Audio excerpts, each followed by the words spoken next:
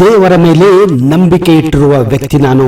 ನನಗೆ ಧರ್ಮ, ದೇವರು, ನಮ್ಮ ಆಚರಣೆಗಳ ಬಗ್ಗೆ ನಂಬಿಕೆ ಇದೆ. ಇದರಲ್ಲಿ ಯಾವುದೇ ವಿಶೇಷತೆ ಇಲ್ಲ. ನಾನು ಪ್ರತಿದಿನ ದೇವರಿಗೆ ನಮಸ್ಕಾರ ಮಾಡದೆ ಮನೆಯಿಂದ ಕೂಡ ಹೊರಗೆ ಬರೋದಿಲ್ಲ.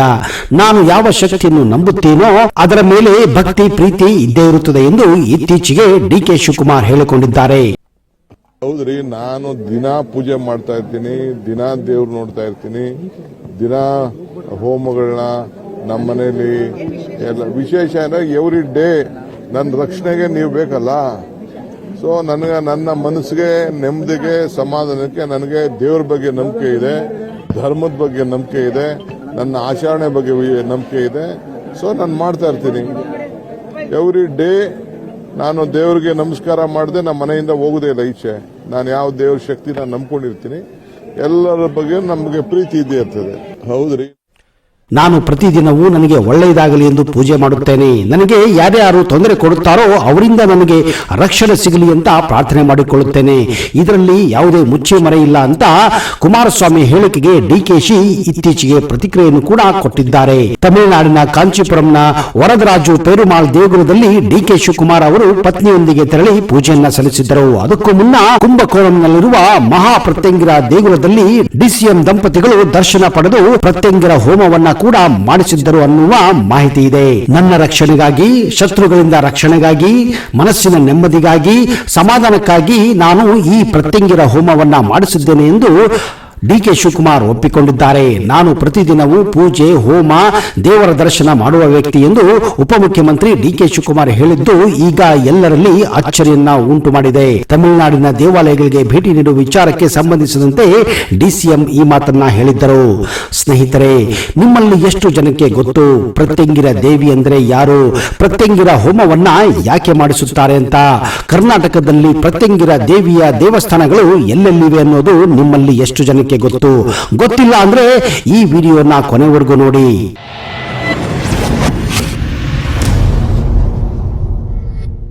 ನಿರ್ಗುಣ ತತ್ವದಿಂದ ಬಂದ ಅಗಾಧ ಶಕ್ತಿ ದೇವಿಯೇ ಪ್ರತ್ಯಂಗಿರ ದೇವಿ. ನಿರ್ಗುಣ ನಿರಾಕಾರವನ್ನು ಯಾವುದನ್ನ ಸೂಚಿಸುತ್ತದೆಯೋ ಅದೇ ಈ ದೇವಿಯ ಸ್ಥಾನ. ಅಂದರೆ ಈ ಸ್ಥಿತಿಯಲ್ಲಿ ಯಾವುದೇ ರೀತಿಯ ಸಂಕಟಗಳಾಗಲಿ, ಅಪಾಯಗಳಾಗಲಿ, ಭಯಗಳಾಗಲಿ, ವಿಚಾರಗಳಾಗಲಿ, ಇಚ್ಛೆಗಳಾಗಲಿ ಏನೂ ಇರುವುದಿಲ್ಲ. ಅಂದ್ರೆ ಯಾವುದು ಇರದೇ ಇರುವ ಸ್ಥಿತಿಯೇ ಅದುವೇ ನಿರ್ಗುಣ. ಹೀಗಾಗಿ ಅದನ್ನ ಪ್ರತ್ಯಂಗಿರ ದೇವಿಗೆ ಪ್ರತಿನಿಧಿಸಲಾಗುತ್ತದೆ. ಅಂದ್ರೆ ಈ ಲೋಕಾರ್ಥವಾಗಿ ಸರಳವಾಗಿ ಹೇಳಬೇಕೆಂದ್ರೆ ಈ ದೇವಿಯನ್ನ ಆರಾಧಿಸುವವರಿಗೆ ಯಾವುದೇ ರೀತಿಯ ಗಂಡಾಂತರವಾಗಲಿ, ಅಪಾಯಗಳಾಗಲಿ, ಶತ್ರು ಬಾಧೆ ಆಗಲಿ, ಇಲ್ಲವೇ ಭಯವಾಗಲಿ ಇರುವುದೇ ಇಲ್ಲ ಎಂದರ್ಥ. ಅಷ್ಟು ಮಹತ್ವ ಪಡೆದಿದ್ದಾಳೆ ಈ ಪ್ರತ್ಯಂಗಿರ ದೇವಿ. ಹೀಗಾಗಿ ಪ್ರತ್ಯಂಗಿರ ದೇವಿ ಕುರಿತು ಹಿಂದೂಗಳಲ್ಲಿ ಅತ್ಯಂತ ವಿಶೇಷವಾದ ಸ್ಥಾನಮಾನವಿದೆ. ಸಾಕಷ್ಟು ಜನರು ಇಂದಿಗೂ ಮಾಟ ಮಂತ್ರಗಳಲ್ಲಿ ನಂಬಿಕೆ ಇಟ್ಟವರಿದ್ದಾರೆ. ಯಾರಾದರೂ ತಾವು ಮಾಟ ಮಂತ್ರಗಳಿಂದ ಒಳಗಾಗಿದ್ದರೆ, ಅಂತ ಸಂದೇಶ ಉಂಟಾಗಿದ್ದರೆ ಸಾಮಾನ್ಯವಾಗಿ ಪ್ರತ್ಯಂಗಿರ ಹೋಮ ಮಾಡಿಸುತ್ತಾರೆ ಹಾಗೂ ಆಕೆಯ ದೇವಾಲಯಕ್ಕೆ ಭೇಟಿ ನೀಡುತ್ತಾರೆ. ಈ ಬ್ರಹ್ಮಾಂಡವನ್ನು ಕಾಲಕಾಲಕ್ಕೆ ರಕ್ಷಿಸಲು ದೇವತೆಗಳು, ದೇವರುಗಳು ವಿವಿಧ ಅವತಾರವನ್ನ ಪಡೆದು ಜನರನ್ನ ಕಾಪಾಡುತ್ತಿದ್ದಾರೆ.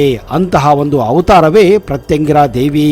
ಪ್ರತ್ಯಂಗಿರ ದೇವಿಯು ಶಕ್ತಿ ದೇವತೆಗಳಲ್ಲಿ ಉಗ್ರ ಸ್ವರೂಪಿಣಿ, ಶತ್ರು ಸಂಹಾರಕ್ಕಾಗಿ ಜನಿಸಿ ಬಂದವಳು ಎಂದು ಪುರಾಣ ಕಾಲದಿಂದಲೂ ಜನರು ನಂಬುತ್ತಾರೆ. ಶಿವ ಮತ್ತು ವಿಷ್ಣು ಹಾಗೂ ಆದಿಶಕ್ತಿಯ ಈ ಮೂವರ ಅಂಶವನ್ನು ಹೊಂದಿರುವ ದೇವತೆಯೇ ಈ ಪ್ರತ್ಯಂಗಿರ ದೇವಿ.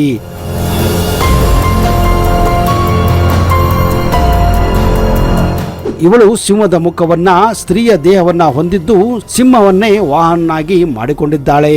ನರಸಿಂಹನ ಸ್ತ್ರೀ ಶಕ್ತಿ ಮತ್ತು ಪತ್ನಿ ಎಂದು ಕೂಡ ಪ್ರತ್ಯಂಗಿರ ದೇವಿಯನ್ನ ಕರೆಯಲಾಗುತ್ತದೆ.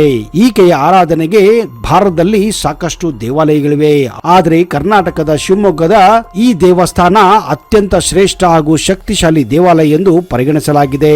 ಆದರೆ ಶಿವಮೊಗ್ಗದ ವಿಮಾನ ನಿಲ್ದಾಣ ಮುಂಭಾಗದಲ್ಲಿರುವ ಪ್ರತ್ಯಂಗಿರ ದೇವಿ ಒಂದು ಶ್ರೀಚಕ್ರ ಸನ್ನಿಧಾನ. ಇದೇ ಕಾರಣ ಈ ದೇವಸ್ಥಾನದ ವಿಶೇಷತೆ ಮತ್ತು ವೈಶಿಷ್ಟ್ಯಗಳು ಅತ್ಯಂತ ರೋಚಕವಾಗಿವೆ. ಇಲ್ಲಿ ನಿಂತಿರುವ ದೇವಿಯ ಮೂರ್ತಿಯನ್ನು ಯಾರು ಕೂಡ ಕೆತ್ತನೆ ಮಾಡುವುದಾಗಲಿ ಅಥವಾ ಯಾರು ತಂದು ಇಟ್ಟಿಲ್ಲ. ಬದಲಾಗಿ ಸ್ವಯಂ ಮೂರ್ತಿಯಾಗಿ ಪ್ರತ್ಯಂಗಿರ ದೇವಿ ರೂಪದಲ್ಲಿ ಇಲ್ಲಿ ನೆಲೆಸಿದ್ದಾಳೆ. ಶ್ರೀಚಕ್ರದೊಂದಿಗೆ ಸ್ಥಾಪನೆಯಾಗಿರುವ ಕರ್ನಾಟಕದ ಏಕೈಕ ಪ್ರತ್ಯಂಗಿರ ದೇವಿ ಶಕ್ತಿಪೀಠ ಇದಾಗಿದೆ. ಪ್ರತಿ ತಿಂಗಳು ಹುಣ್ಣಿಮೆ ಮತ್ತು ಅಮಾವಾಸ್ಯೆಯ ದಿನದಂದು ಪ್ರತ್ಯಂಗಿರ ದೇವಿಗೆ ಒಣ ಮೆಣಸಿನಕಾಯಿ ಮಹಾಯಾಗ ಕೂಡ ಇಲ್ಲಿ ಭರ್ಜರಿಯಾಗಿ ನಡೆಯುತ್ತದೆ. ಶ್ರೀ ಸುಪ್ರೀತ್ ಗುರುಜಿಯವರು ತಮ್ಮ 16ನೇ ವಯಸ್ಸಿನಲ್ಲಿರುವಾಗ ಆದಿ ಪರಾಶಕ್ತಿಯು ಕನಸಿನಲ್ಲಿ ಕಾಣಿಸಿಕೊಂಡು ದೇವಾಲಯವನ್ನ ನಿರ್ಮಿಸಲು ಆದೇಶಿಸುತ್ತಾರೆ. ದೇವಿಯ ಆಜ್ಞೆಯ ಮೇರೆಗೆ ಶ್ರೀ ಪ್ರತ್ಯಂಗರಾ ದೇವಿಯನ್ನ ಈ ದೇವಾಲಯದಲ್ಲಿ ಶ್ರೀಚಕ್ರ ಸಮೇತವಾಗಿ ಶಿವಮೊಗ್ಗದಲ್ಲಿ ಸ್ಥಾಪಿಸುತ್ತಾರೆ. ಇಲ್ಲಿ ನಡೆಯುವ ಒಣ ಮೆಣಸಿನಕಾಯಿ ಯಾಗದ ಮಹತ್ವ ತುಂಬಾ ಶಕ್ತಿಶಾಲಿಯಾಗಿದೆ. ಸಾಮಾನ್ಯವಾಗಿ ನಾವು ಒಂದು ಮೆಣಸಿನಕಾಯಿಯನ್ನ ಬೆಂಕಿಯಲ್ಲಿ ಸುಟ್ಟರೂ ಆ ಸ್ಥಳದಲ್ಲಿ ನಮಗೆ ಮೆಣಸಿನಕಾಯಿ ವಾಸನೆ ಘಾಟು ನಿಲ್ಲಲು ಕೊಡುವುದಿಲ್ಲ.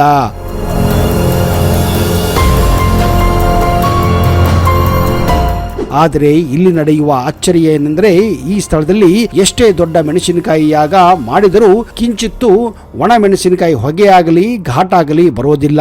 ಇದು ಇಲ್ಲಿನ ಅತ್ಯಂತ ವಿಸ್ಮಯತೆ ಹಾಗೂ ವಿಶೇಷತೆಯಾಗಿದೆ.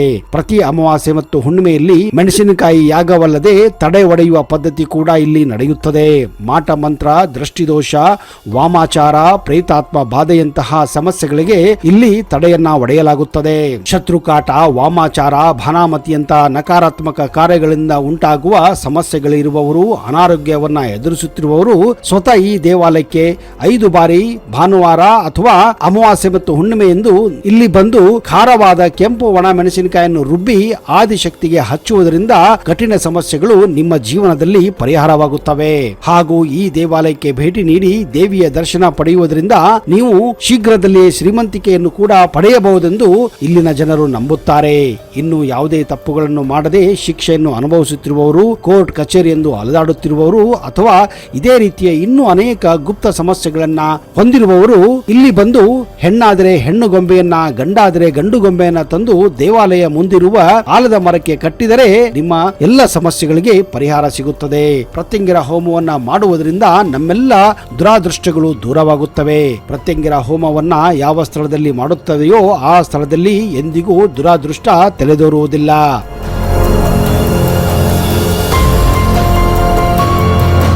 ಪ್ರತ್ಯಂಗಿರ ಹೋಮವನ್ನ ಮಾಡುವುದರಿಂದ ಅನಾರೋಗ್ಯವು ದೂರವಾಗಿ ಉತ್ತಮ ಆರೋಗ್ಯವನ್ನ ಪಡೆದುಕೊಳ್ಳಲು ಸಹಾಯ ಆಗುತ್ತದೆ. ತೀವ್ರ ಅನಾರೋಗ್ಯವನ್ನ ಹೊಂದಿದವರು ಎಷ್ಟೇ ಔಷಧಿಗಳನ್ನ ತೆಗೆದುಕೊಂಡರೂ, ಎಂತಹದೇ ಆಸ್ಪತ್ರೆಗೆ ತೋರಿಸಿದರೂ ಇನ್ನೂ ಕೂಡ ಸಮಸ್ಯೆಗಳು ಪರಿಹಾರವಾಗುತ್ತಿಲ್ಲವೆಂದರೆ ನಿಮಗೆ ಕಾಡುತ್ತಿರುವ ಆ ಭಯಾನಕ ತೊಂದರೆಗಳು, ನಿಮಗೆ ಕಾಡುತ್ತಿರುವ ಆ ಭಯಾನಕ ದುಷ್ಟಶಕ್ತಿಗಳು.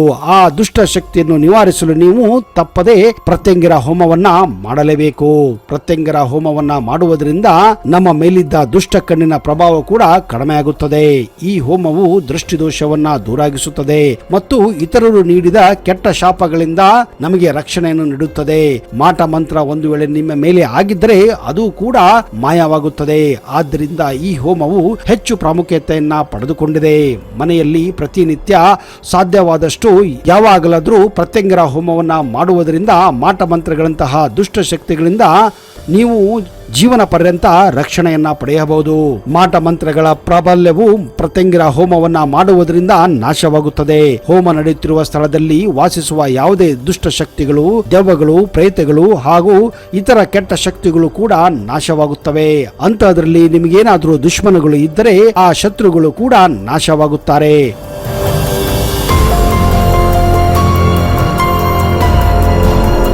ನಮ್ಮ ವಿರುದ್ಧ ಕೆಲಸ ಮಾಡುತ್ತಿರುವ ಎಲ್ಲಾ ದುಷ್ಟ ಶಕ್ತಿಗಳಿಗೆ ನಮ್ಮನ್ನು ಮುಟ್ಟಲು ಹೋಮ ಮಾಡುವುದರಿಂದ ಸಾಧ್ಯವಾಗುವುದಿಲ್ಲ. ಅಪಘಾತಗಳನ್ನ, ಕಾಯಿಲೆಗಳನ್ನ ತಡೆಗಟ್ಟಲು ಈ ಹೋಮವನ್ನ ಮಾಡುತ್ತಾರೆ.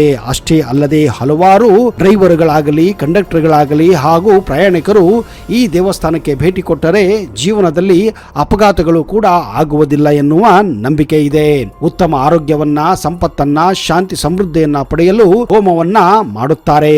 ಅಂದಹಾಗೆ ಪ್ರತಿ ಭಾನುವಾರ, ಅಮಾವಾಸ್ಯೆ ಮತ್ತು ಪೂರ್ಣಿಮಾ ದಿನಗಳಲ್ಲಿ ಶ್ರೀ ಸುಪ್ರೀತ್ ಗುರುಜಿಯವರನ್ನ ಭೇಟಿ ಮಾಡಿ ಇಲ್ಲಿ ಅನ್ನದಾಸೋಹವನ್ನು ನೀವು ಸ್ವೀಕರಿಸಬಹುದು. ನಿಮಗೇನಾದರೂ ಸಮಸ್ಯೆಗಳಿದ್ದರೆ ಈಗಲೇ ಈ ದೇವಸ್ಥಾನಕ್ಕೆ ಭೇಟಿ ಕೊಟ್ಟು ಆ ಎಲ್ಲ ಪರಿಹಾರಗಳನ್ನ ದಯವಿಟ್ಟು ಪಡೆದುಕೊಳ್ಳಿ. ಒಂದು ವೇಳೆ ನಿಮಗೆ ಈ ವಿಡಿಯೋ ಇಷ್ಟ ಆದಲ್ಲಿ ಈಗಲೇ ಇದನ್ನ ಲೈಕ್ ಮಾಡಿ ಹಾಗೂ ನಿಮ್ಮೆಲ್ಲ ಸ್ನೇಹಿತರ ಜೊತೆ ಹಂಚಿಕೊಳ್ಳಿ. ಹಾಗೂ ಕೊನೆಗೆ ಕಮೆಂಟ್ ಬಾಕ್ಸ್ ಅಲ್ಲಿ ಜೈ ಪ್ರತ್ಯಂಗಿರಾ ದೇವಿ ಎಂದು ಬರೆಯಿರಿ. ಅಲ್ಲಿಯವರೆಗೆ ಜೈ ಹಿಂದ್, ಜೈ ಕರ್ನಾಟಕ. ನಿಮಗೆಲ್ಲ ಶುಭವಾಗಲಿ.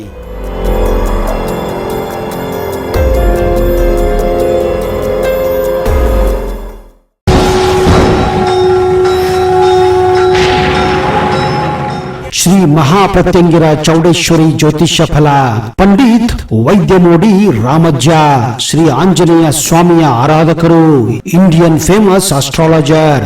Get 100% solution to all your problems. Shri Pratyangira ದೇವಿಯನ್ನ ವಶಪಡಿಸಿಕೊಂಡಿರುವ ಏಕೈಕ ಜ್ಯೋತಿಷ್ಯರು ಪಂಡಿತ್ ರಾಮಜ್ಜನವರು, ರಾಜಮೋಡಿ, ತಾಳೆಗೆರೆ ಮತ್ತು ನಿಮ್ಮ ಧ್ವನಿಯ ಮೂಲಕ ನಿಮ್ಮ ಭವಿಷ್ಯವನ್ನ ನಿಖರವಾಗಿ ಹೇಳುತ್ತಾರೆ. ಫೋನಿನ ಮೂಲಕ ನೇರ ಪರಿಹಾರದಲ್ಲಿ ಓಪನ್ ಚಾಲೆಂಜ್. ಆಂಜನೇಯ ಸ್ವಾಮಿಯ ಅನುಗ್ರಹದಿಂದ ವಿಶೇಷ ಪರಿಹಾರ ತಿಳಿಸುತ್ತಾರೆ. ನಿಮ್ಮ ಒಂದು ಕರೆ ನಿಮ್ಮ ಭವಿಷ್ಯವನ್ನೇ ಬದಲಾಯಿಸಬಲ್ಲದು. ಇವರ ದೂರವಾಣಿ ಸಂಖ್ಯೆ 9008220252.